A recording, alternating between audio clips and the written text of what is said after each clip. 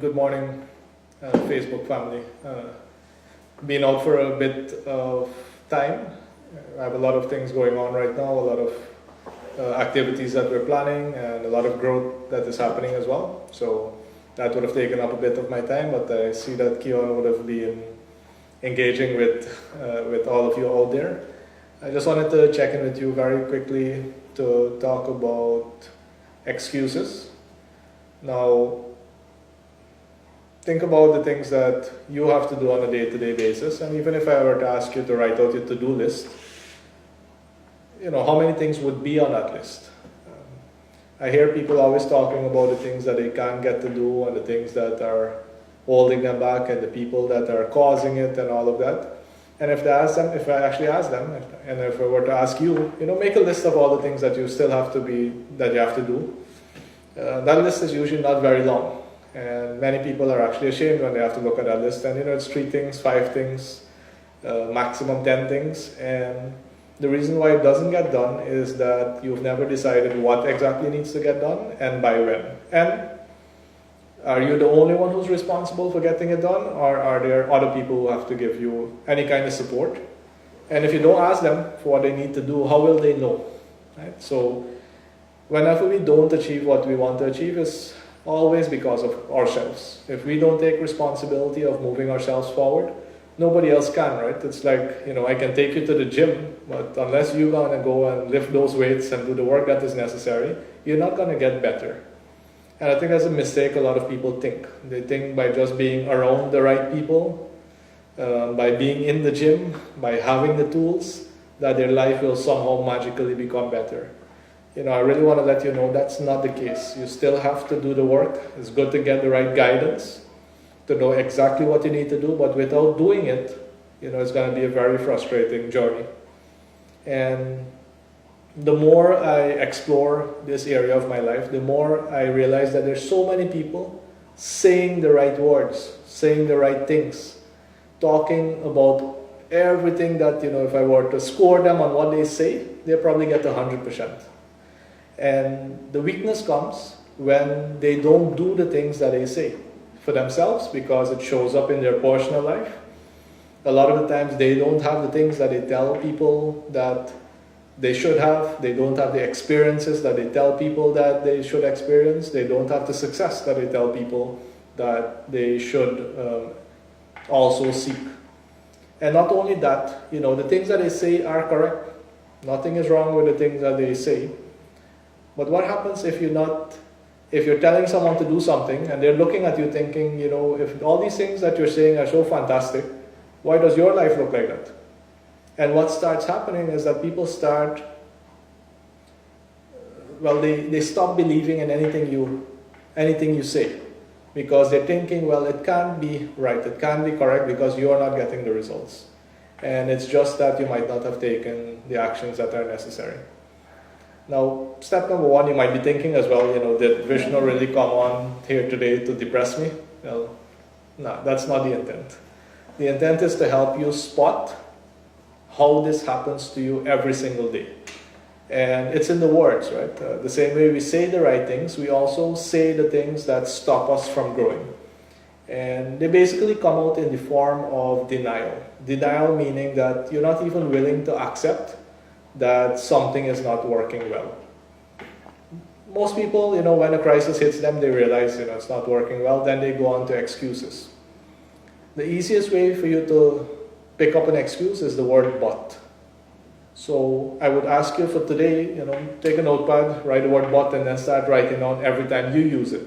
Because the more buts and howevers that you use for the day, the more likely it is that you're the one who is complaining about why you're not moving ahead. For example, if I say, this building is one of the best places to learn, but. And what comes after but? After but comes the reason why it's not. It's just like telling someone, you look nice, or that's a nice shirt, but. It would have been best if you had not told that person it was a nice shirt, because whatever comes after the but discounts everything you just said. I'm a really hard worker, but. Right? Then you might as well have not said that you're a hard worker. Right? I really love growth, but. So please understand how much this is holding you back.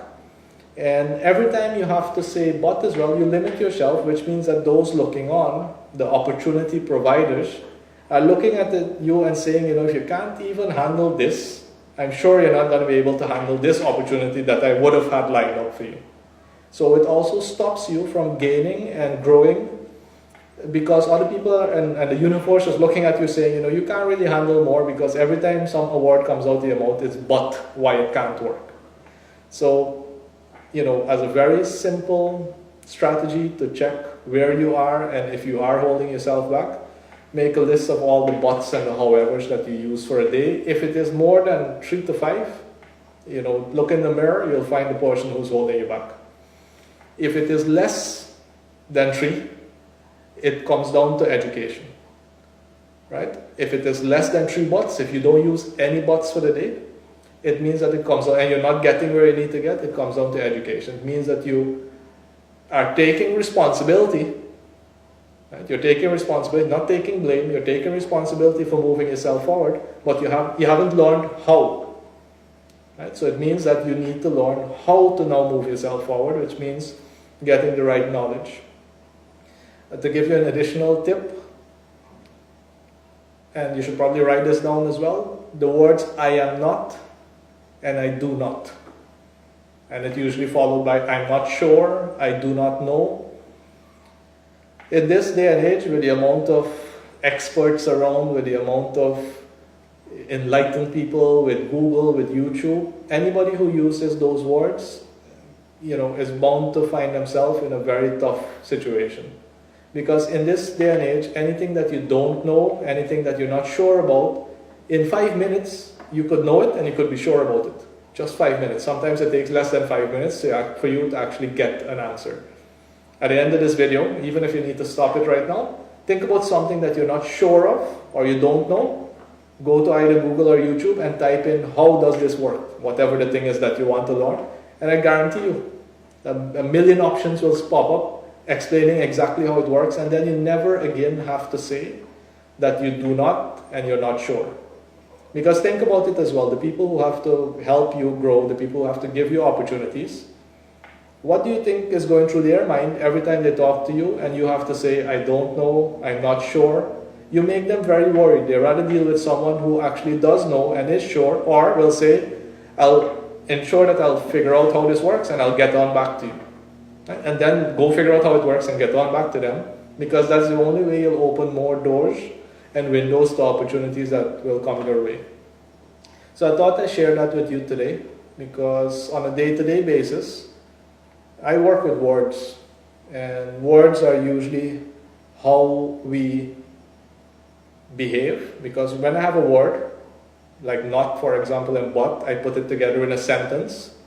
I now have a phrase in my head, and it makes me feel a certain way, right? So when I keep telling myself, I don't want to be sick, I don't want to be sick, I don't want to be in an accident, my body starts feeling and preparing, right? Why is Vishnu thinking about this all the time? Maybe he wants to experience this. And I start sending out that vibration. Think about if I put my face very serious because I'm thinking up here, I really don't like it today, I really don't like people around me, and I keep getting like that. I start sending out a feeling and a vibration that you can read. You're looking at me through the camera lens, but you can feel my vibration. Other than that, saying, I can't wait to see what opportunities bring today. How can I change people's lives today? How can I make sure that they get just 1% better? And I love being able to be here today, and I can't wait for today. That's a whole different, I can actually feel my body right now going, wow, energy. I'm here to make sure that I get better and other people get better. And then I'm sure that you can feel that vibration, even behind the camera lens, even where you are, you can feel my vibration.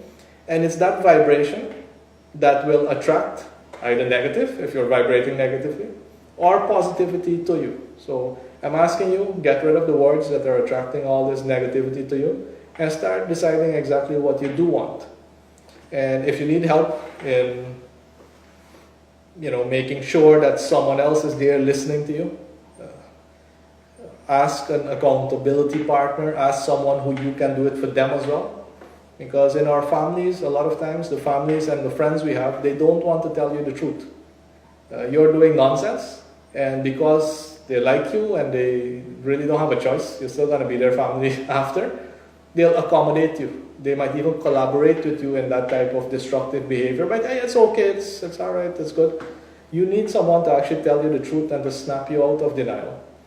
So if you need that snapping out, and especially if you're in business, because we do work with a lot of businesses, we have a session this Friday. So if you think you might be in denial in your business and you might be stuck as well and you don't know why, come and find out this Friday from 4 o'clock. And we have a limited amount of spaces. I'll put a link in there, get registered. This is the way in which monthly we make sure that you can reduce the amount of I don't knows and I'm not sure.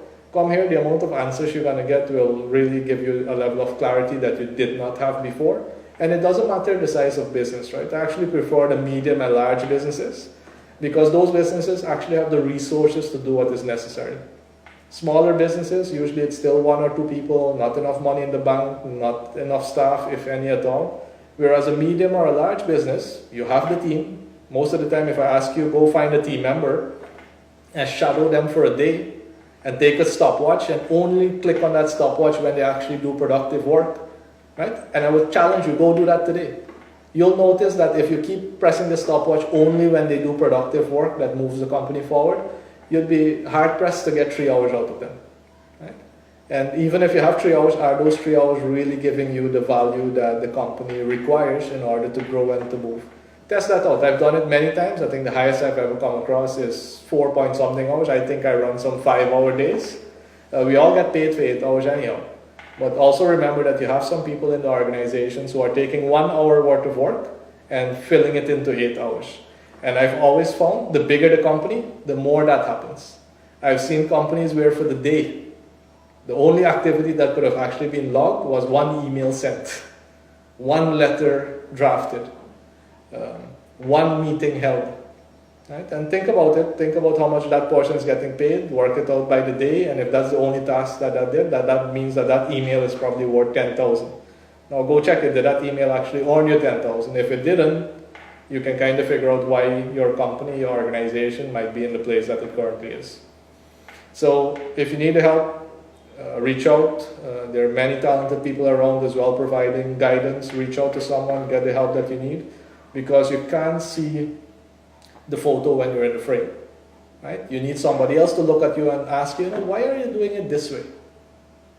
Because that's sometimes where we get stuck. Nobody asks us, because we look all professional and all that. Nobody asks us, why are you doing it this way? Have you ever thought about this way? And I think that is what all of us need. I do this for myself, 10 times a week, where people ask me, Vishnu, why are you doing it this way? I really would urge you to do the same for yourself. So this is Vishnu. I just wanted to check in with you, and please forgive us for not being able to reach out as frequently as we usually do. It has been very busy. There are a lot of things happening in Guyana and out of Guyana that we're heavily engaged in, and I would ask you as well, make sure that you're busy preparing for what is happening and what is to come in Guyana. We are, but we will still keep our commitment to do a minimum of once a week to reach out to you. And I look forward to your questions. A lot of you message me, every single day. Keep doing that, right? I'll always make sure that I take some time at the end of every day and respond to as many messages as I can. If I missed out anyone, just resend me the same message as I might have truly missed it. Resend it, and I'll do my best to give you an answer that can help you move forward.